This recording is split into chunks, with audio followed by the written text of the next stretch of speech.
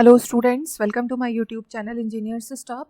और आज के वीडियो में हम लोग यूजीसी नेट के कुछ प्रीवियस ईयर के क्वेश्चंस को डिस्कस करेंगे।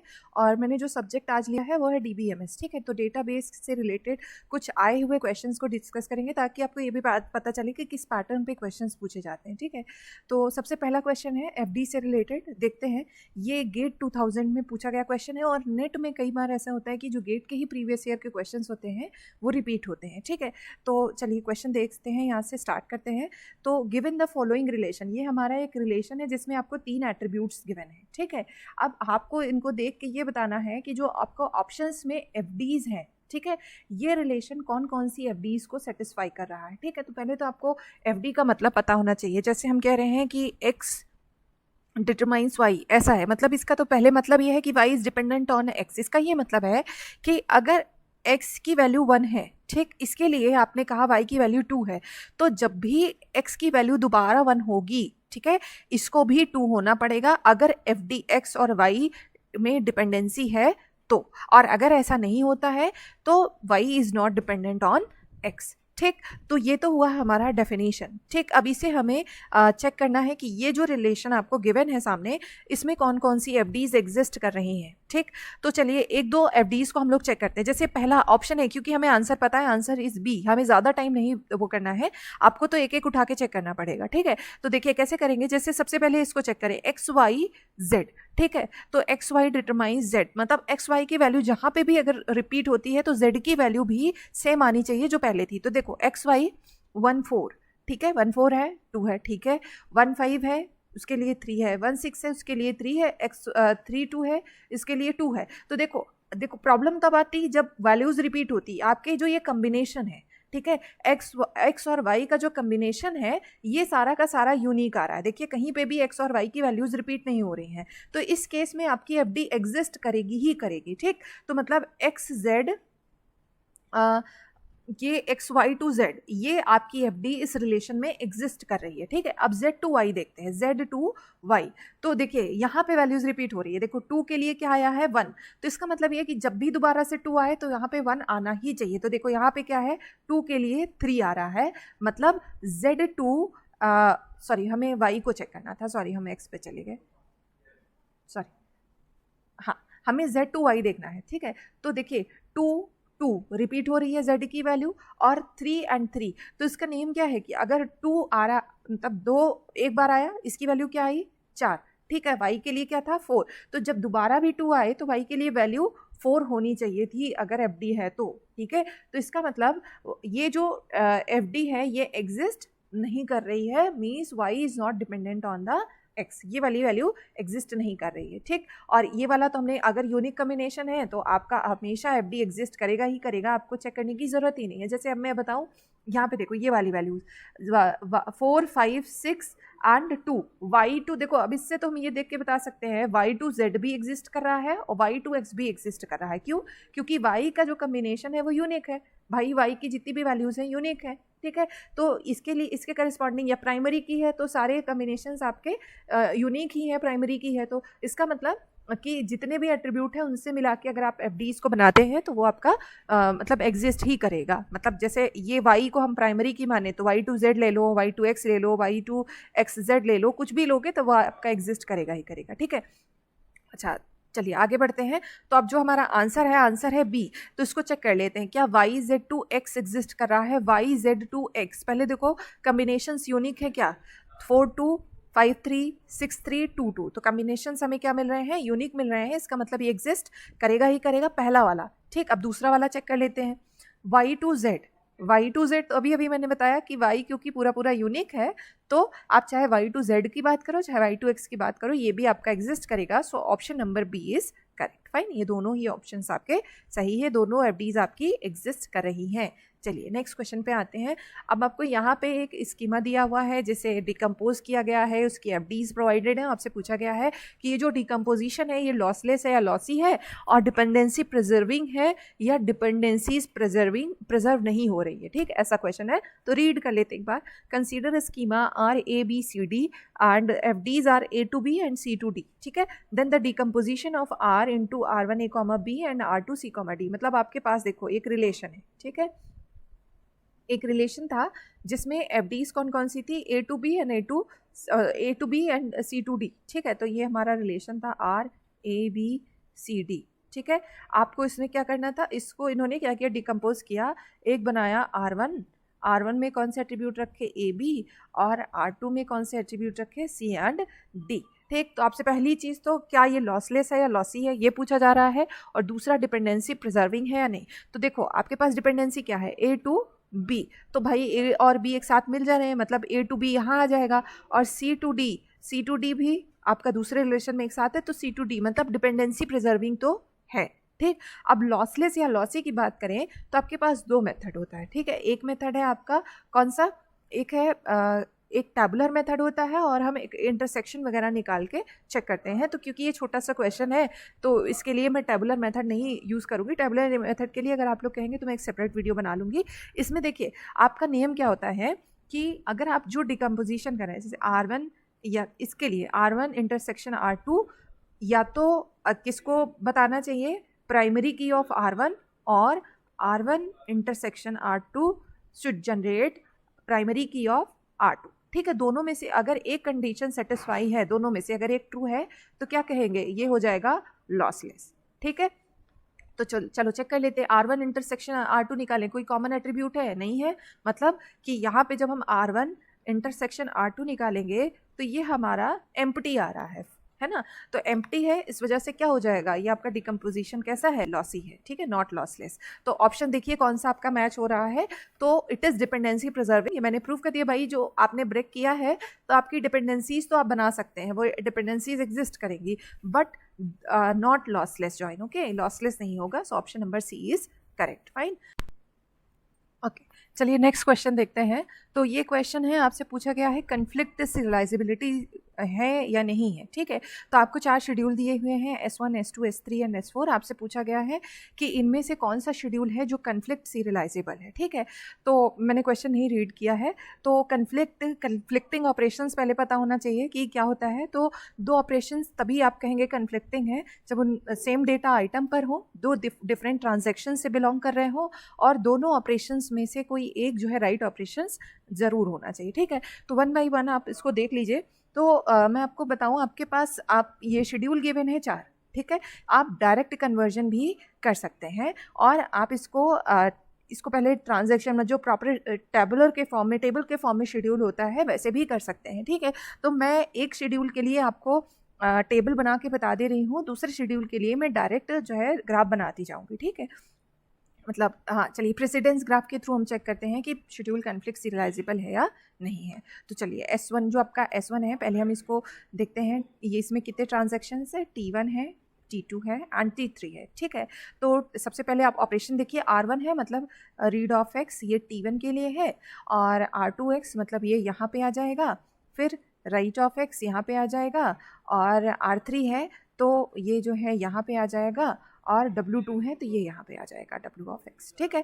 तो ये हमारा शेड्यूल बन गया टेबुलर फॉर्म में। अब हमें प्रेसिडेंस ग्राफ बनाना है, तो लीजिए हमने 3 ये बना लिए, T1, T2, T3, 3 नोट बना लिए 3 ट्रांजैक्शन के लिए। अब हमें देखना है कि कौन से कन्फ्लिक्टिंग ऑपरेशन है। तो शुरू देखो यहाँ से करें, ये और ये आपके कन्फ्लिक्टिंग ऑपरेशन है, ठीक है। एरो किधर से जाएगा, देखो पहले क्या है, T1 है, बाद में क्या है, T2, तो इस वजह से एरो इधर से उधर होगा, तो T1 से T2 की तरफ एरो जाएगा। ये किस आइटम, डेटा आइटम क्या है, X के लिए, ठीक।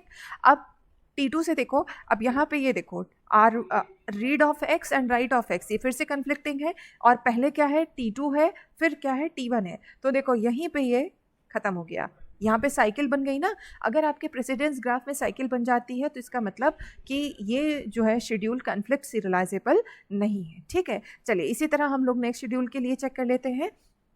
नेक्स्ट शेड्यूल आपका कौन सा है, S2 के लिए बनाइए, क्या होगा, आपके पास 3 ट्रांजैक्शन है, T1, T2, T3, ठीक है। सबसे पहला ऑपरेशन रीड ऑफ एक्स, ये हो जाएगा, क्योंकि R2x लिखा है तो RX लिख दिया, फिर यहाँ आया R1x, फिर W2x, तो यहाँ हो जाएगा WX। नेक्स्ट आपका क्या है, R3x, तो ये हो जाएगा रीड ऑफ एक्स यहाँ पे, और फिर आपका W1x है तो ये आ जाएगा यहाँ पे। तो थोड़ा सा आगे पीछे मतलब सीक्वेंस को मेंटेन रखिएगा, ऐसा ना हो कि पता ना चले कि कौन सा पहले आया है कौन से बाद में। तो ये हमारा राइट ऑफ एक्स है, ठीक है, लास्ट में। अब देखो फिर से हम एक वो बनाते हैं precedence graph, T1, T2, T3, 3 nodes बना लिए। अब देखिए कन्फ्लिक्टिंग ऑपरेशंस मुझे फाइंड करना है, फाइन। तो चलिए यहाँ से स्टार्ट करें। तो सबसे पहले तो T2 और ये रीड एक्स राइट एक्स ये कन्फ्लिक्ट कर रहे हैं, और दूसरा देखें तो right x and right x भी कन्फ्लिक्ट कर रहे हैं। ऑपरेशंस किसके पहले आ रहे हैं? T2 के। तो T2 से T1 जा रहा है, T2 से T1, ठीक। अब दूसरा देखो यहाँ पे क्या है? रीड ऑफ एक्स, और यहाँ पे क्या है? Right of x. तो T1 से भी T2 जा रहा है, तो T1 से फिर T2 चला गया एक्स के लिए। फिर से आपके पास ये जो प्रेसिडेंस ग्राफ था इसमें साइकिल बन गई। तो this schedule is also not conflict serialisable. 2 तो हमारी गिनती से चले गए। अब आते हैं, या तो तीसरा हो सकता है या तो चौथा हो सकता है। चलिए उसको भी चेक कर लेते हैं। तो मैंने आपको प्रोसेस बता दिया है। चलिए मुझे क्योंकि आंसर पता है तो मैं S4 को चेक करके बता देती हूँ कि कन्फ्लिक्ट सीरियलाइजेबल है या नहीं है। तो क्योंकि करेक्ट सॉल्यूशन अब क्या है? S4, ठीक। मैंने क्योंकि सारा चेक करके देखा है, किया हुआ है क्वेश्चन। तो चलिए इसके लिए शेड्यूल बनाते हैं, T1, T2, T3। तो आप वही मेथड फॉलो करिएगा जिसमें आप एकदम श्योर है, गलती के चांसेस नहीं रखने हैं आपको, क्योंकि आप कंपटीशन के लिए प्रिपेयर हो रहे हैं। तो ये हो गया R2 ऑफ एक्स, तो R ऑफ एक्स यहाँ पे हो जाएगा, W2 means right of x यहाँ पे आ जाएगा, R3 मतलब ट्रांजैक्शन 3 रीड ऑफ एक्स यहाँ आ गया, फिर R1 फिर रीड ऑफ एक्स यहाँ पे आ गया, फिर आपका राइट ऑफ मतलब यहाँ पे आ गया, ठीक है। मतलब ये इसके बाद है, इसको थोड़ा ध्यान रखिएगा। चलिए अब हम लोग देखते हैं T1, T2 और T3। देखिए साइकिल बनती है कि नहीं बनती। देखो read of x right of x, T2 से T1 जा रहे हैं हम, T2 से T1, T2 से T1 x, ठीक। देखो एकदम क्लियर है भाई। और read of x right of x right of x right of x, T2 से T1 तो हो गया। अब देखो आपका T2 से T3 भी जाएगा, T2 से T3 भी जाएगा, ठीक है। क्या कहीं पे साइकिल बन रही है? क्या हम T3 से T2 या T1 से T2 जा सकते? नहीं जा सकते। Since no cycle is in the precedence graph, इसलिए हम कह सकते हैं कि schedule S4 is conflict serialisable. तो ये आपका हो गया सॉल्यूशन, फाइन। चलिए नेक्स्ट क्वेश्चन पे आते हैं। आपको एक कंडीशन दी गई है, आपसे पूछा गया है कि ये कौन से नॉर्मल फॉर्म का कंडीशन है। तो ऐसे क्वेश्चन खूब बनेंगे। If every non key attribute is functionally dependent on the primary key then the relation is in. अगर जितने भी नॉन की एट्रीब्यूट हैं वो किस पे? फंक्शनली डिपेंडेंट है प्राइमरी की पे, तो इसका मतलब आपका रिलेशन कौन से नॉर्मल फॉर्म में है? तो this is the condition for second normal form. तो आपको नॉर्मल फॉर्म्स पे तो बहुत ही कमांड रखना है, सेकेंड नॉर्मल फॉर्म, ठीक है। अब next question, consider a relation R A B C D E F G H where each attribute is atomic and following functional dependencies exist। और FDs क्या है ये आप देख सकते हैं। मेरा एक सेपरेट वीडियो है नॉर्मलाइजेशन से रिलेटेड कि आप सेकेंड नॉर्मल फॉर्म या डिकम्पोजिशन ये सब कैसे करेंगे, कैसे चेक करेंगे, उसको देख लीजिएगा। फिलहाल जो पहला स्टेप होता है आपका नॉर्मलाइजेशन के प्रॉब्लम्स के लिए, तो आपको कैंडिडेट की को फाइंड करना है, ठीक।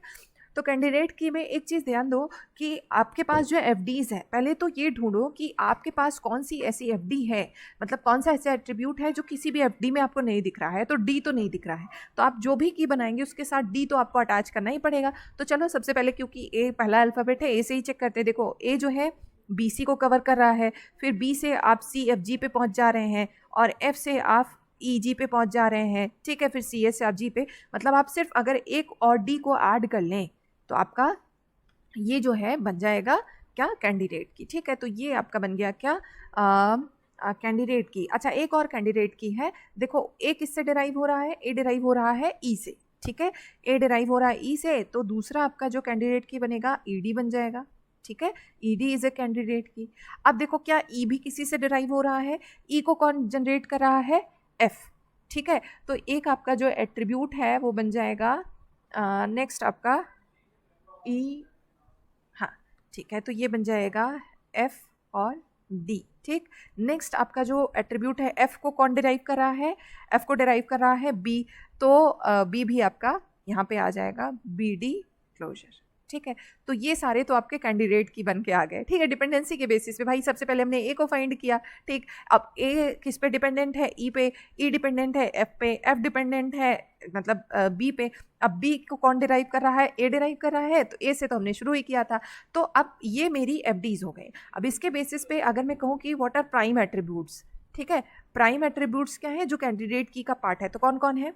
ए हुआ, ई हुआ, डी हुआ, ठीक है। A E D F and B, ये सारे क्या हो गए? Prime attribute. और बाकी जो बचेंगे वो नॉन प्राइम हो जाएंगे। तो नॉन प्राइम में कौन रहेगा? नॉन प्राइम में आ जाएगा सी और ई, नहीं ई तो हो गया हमारा कवर, ए बी, बी हो गया, सी नहीं था, डी ई एफ जी, जी सी और जी और एच, ठीक। तो ये तीनों हमारे जो हैं ये नॉन प्राइम एट्रीब्यूट हैं। तो ये जो हमारे पास नॉन प्राइम एट्रीब्यूट हैं, हम देखेंगे कि क्या कोई नॉन प्राइम एट्रीब्यूट ऐसा है जो प्राइमरी की पे पार्शियली डिपेंडेंट हो, ठीक है। तो इसको थोड़ा सा कैंडिडेट की को थोड़ा अलग रख लेते हैं। अच्छा चलिए इसी में बताते हैं। तो ये मैंने पहले कैंडिडेट की को फाइंड किया, फिर prime attribute and non prime attribute को फाइंड किया। अब चेक करते हैं कि क्या पार्शियल डिपेंडेंसी एग्जिस्ट कर रही है। अगर पार्शियल डिपेंडेंसी होगी तो इसका मतलब आपका ये 2NF में नहीं होगा। तो आपके पास सी जी एंड एच है, सी जी और एच, क्या ये जो आपके पास की है इसके किसी पार्ट पे एग्जिस्ट कर रहे हैं, मतलब सिर्फ ए पे डिपेंड कर रहे हैं या ई पे डिपेंड कर रहे हैं या सिर्फ एफ पे डिपेंड कर रहे हैं? तो ऑब्वियसली कर रहे हैं। देखिए आपका, देखिए सी किस पे डिपेंडेंट है, सी डिपेंडेंट है ए पे, ठीक है, जबकि आपका पूरा कैंडिडेट की क्या है, ए डी। तो इसका मतलब आपका जो नॉन प्राइम एट्रीब्यूट है वो कैंडिडेट की के एक पार्ट पे डिपेंड कर रहा है, पूरी पूरी कैंडिडेट की पे नहीं डिपेंड कर रहा है। इसी को हम क्या कहते हैं, पार्शियल डिपेंडेंसी, ठीक है। तो ये हो गया हमारा, एक पार्शियल डिपेंडेंसी यहाँ पे मिल गई, ठीक है। दूसरा आप देखिए पूरा कैंडिडेट की क्या है, बी डी, लेकिन आपके पास ये जो सी और एच है किस पे डिपेंड कर रहे हैं, ये भी आपके सिर्फ बी पे डिपेंड कर रहे हैं, तो दूसरी पार्शियल डिपेंडेंसी। तो सिंस आपके पास इस प्रॉब्लम में पार्शियल डिपेंडेंसी एग्जिस्ट कर रही है, इसलिए आपका ये टेबल जो है वो 2NF में नहीं है। सो table is in 1NF but not in 2NF। अगर इसमें पार्शियल डिपेंडेंसी ना होती, सिर्फ फुल डिपेंडेंसी होती, तो हम क्या कहते हैं कि टेबल आपका 2NF में है, लेकिन ये 2NF में नहीं है। मैंने आपको करके बता दिया, since partial dependency is here. Okay, next question, data warehouse contains what type of data that is never found in operational environment। तो ये आपका DMW का पार्ट है। आप इसको देखिए, जो आपके एडवांस डेटा बेसेज हैं जैसे MongoDB है, इन सब चीज़ों को भी इसमें ऐड कर लिया गया है, ठीक है। मतलब डेटा माइनिंग वाला पार्ट या बिग डेटा वाला पार्ट भी आपको DBMS के साथ ही तैयार करना है, ठीक है। तो इसका एक क्वेश्चन मैंने ऐड किया है, आया हुआ क्वेश्चन है।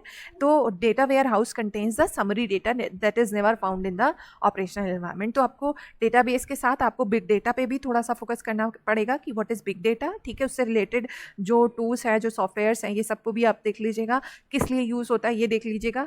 और डेटा माइनिंग तो आपको पता रहना ही चाहिए। So next one is which one is correct with respect to RDBMS, ठीक है।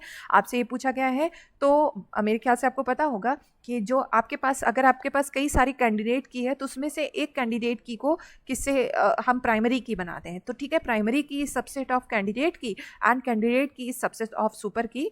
तो या जितनी भी प्राइमरी की होती है वो कैंडिडेट की होती है, और जितने भी कैंडिडेट की होते हैं वो सुपर की होते हैं, ठीक है। लेकिन सारे सुपर की कैंडिडेट की नहीं होते, उल्टा नहीं हो सकता, ठीक है। तो option B is correct for this question. आपके पास primary key subset of candidate key and candidate key subset of super key, fine. तो option B is correct. Next question पे आते हैं, फिर से आपका नॉर्मल फॉर्म से ही रिलेटेड क्वेश्चन है। तो आपको पहले से ही पता होगा कि नॉर्मलाइजेशन आपके DBMS का बहुत ही इंपॉर्टेंट पार्ट है, तो ऑब्वियसली इसके क्वेश्चन तो बनेंगे ही बनेंगे। तो देखिए नेक्स्ट क्वेश्चन है, आपके पास एक रिलेशन गिवन है RABCD, ठीक है, जिसमें आपके पास डोमेन्स या एट्रीब्यूट्स ABCD हैं, ठीक है, जो सिर्फ और सिर्फ एटॉमिक वैल्यूज़ को ले सकते हैं, एटॉमिक वैल्यूज़ ले सकते हैं। इसका मतलब ये जो है फर्स्ट नॉर्मल फॉर्म में है, ठीक। एटॉमिक वैल्यूज़ की बात कर दी तो इसका मतलब फर्स्ट नॉर्मल फॉर्म तो ऑलरेडी एग्जिस्ट कर रहा है। Only following functional dependencies and those can be inferred from them are, इसमें ये सारी FDs हैं, इस रिलेशन में ये सारी FDs हैं। तो आपसे पूछ रहा है कि ये कौन से नॉर्मल फॉर्म में है। तो हमने ये तो पता कर लिया कि फर्स्ट नॉर्मल फॉर्म में है, और जैसा मैंने बताया कि सबसे पहले आपको फाइंड करना है कि कैंडिडेट की कौन सी है, ठीक है। तो A, C and B, D, तो क्या हम सिर्फ A से तो सब कुछ कवर नहीं कर सकते। देखो जब हम AB को करेंगे तो हमारा बन जाएगा ABCD, सबको कवर कर लेंगे, तो हमारा जो कैंडिडेट की है वो क्या बन जाएगा, AB, ठीक। तो देखो कैंडिडेट की हमने फाइंड कर लिया AB, ठीक है। बहुत सिंपल सा प्रोसेस है, मेरा एक सेपरेट वीडियो भी है how to find the candidate key, ठीक है। तो अब कैंडिडेट की मिल गया, अब हमें चेक करना है क्या पार्शियल डिपेंडेंसी है। इस क्वेश्चन से शायद आप और बेहतर समझ पाएंगे। तो देखो आपके पास जो फुल डिपेंडेंसी होने का क्या मतलब होता है कि जितने भी एट्रीब्यूट हैं वो, जैसे AB to C लिखा होता तो हम कहते हैं कि फुली फंक्शनल डिपेंडेंट है, ठीक है। मतलब कि आपका जो भी एट्रीब्यूट है, जो नॉन की एट्रीब्यूट है, नॉन की एट्रीब्यूट क्या क्या है, C और D, ठीक। की एट्रीब्यूट क्या है, A और B, या फिर प्राइम एट्रीब्यूट है, और C और D नॉन की एट्रीब्यूट है, ठीक है, नॉन प्राइम।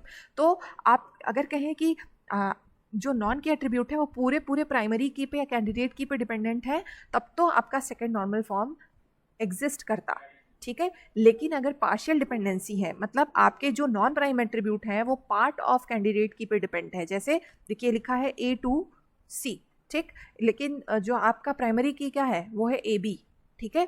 तो ये ए बी पे ना डिपेंड होके सिर्फ ए पे डिपेंड कर रहा है, यही आपका पार्शियल डिपेंडेंसी। तो क्योंकि हमें पार्शियल डिपेंडेंसी मिल रही है, that's why table is in first normal form but not in second normal form, ठीक है। आए हुए क्वेश्चंस हैं, सो आपको प्रैक्टिस करने की ज़रूरत है। और अगर आपको मेरा वीडियो पसंद आए तो आप मेरे वीडियो को लाइक करिएगा, मेरे चैनल को सब्सक्राइब करिएगा और दोस्तों के साथ ज़रूर शेयर कीजिएगा। Thank you guys, thank you for watching. और इसी तरह मेरे वीडियोज़ को देखते रहिए, और अगर आपको जो भी डाउट है आप मुझसे क्वेरी कर सकते हैं। कमेंट करिए, लाइक करिए, शेयर करिए। Bye bye, keep watching.